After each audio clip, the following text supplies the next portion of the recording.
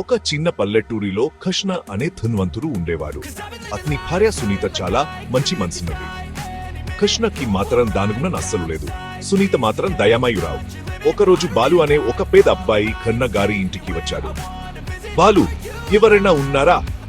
దయచేసి కొంచెం తినడానికి ఏమన్నా ఇస్తారా? కృష్, పోరా భిక్షగారి, నా దగ్గర నీకు ఇవ్వడానికి ఏమీ లేదు, వెళ్ళిపో. బాలుయా, దయచేసి నాకు చాలా ఆకలిగా ఉంది, చెక్ కొంచెం సాయం చేయండి. కృష్ణ, ఎన్నిసార్లు చెప్పాలి, నేను నీకు ఏమీ ఇవ్వను. కృష్ణ తన సెక్యూరిటీ గార్డుని పిలిచాడు. గార్డు బాలుని జుట్టు పట్టుకుని బయటకు విసిరేశాడు. బాలు, అంకులల్, దయచేసి నా మాట వినండి. కానీ కృష్ణ అతన్ని పట్టించుకోలేదు.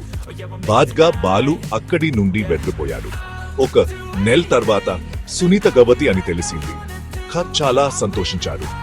ఒకరోజు సాయంత్రం ఆఫీసు నుండి ఇంటికి వస్తుండగా కృష్ణ కారుని ఒక లారీ కోది కొట్టింది. కారు కొండ కింద పడిపోయింది. కృష్ణ అక్కడికక్కడే చనిపోయాడు.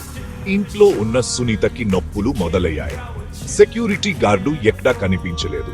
ఆమె తన స్నేహితురాలు రాణికి ఫోన్ చేసింది. రాణి వెంటనే వచ్చి సునీత ని ఆసుపత్రికి తీసుకెళ్ళింది. రాణి డాక్టర్, ఆమె ఎలా ఉంది? డాక్టర్లు, ఆమె బాగానే ఉంది, ఆమెకు ఒక అబ్బాయి పుట్టాడు. రాణి చాలా సంతోషించింది. మరుసటి రోజు సునీత, రాణి, నువ్వు చాలా సాయం చేశావు, నువ్వు లేకపోతే నేను ఏం చేసేదానో తెలియదు. రాణి, సునీత, నా దగ్గర ఒక బాధాకరమైన వార్త ఉంది. సునీత, ఏమిటి?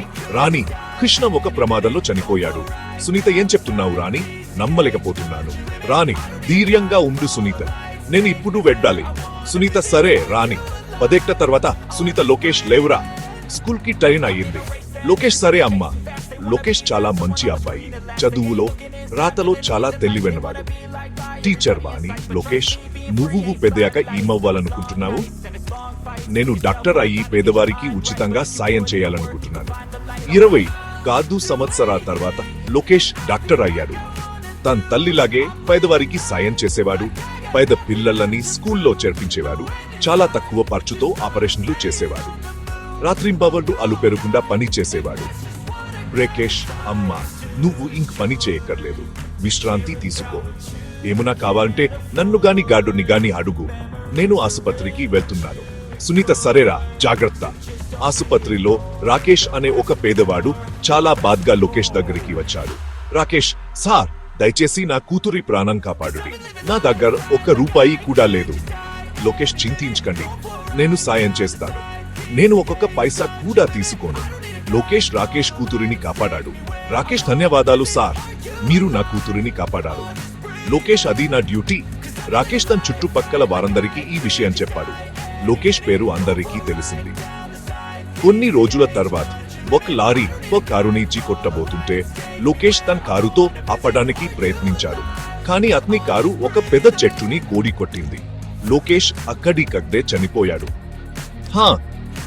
అతని తల్లి సునీత, అతను సాయం చేసిన వారందరూ చాలా బాధపడ్డారు.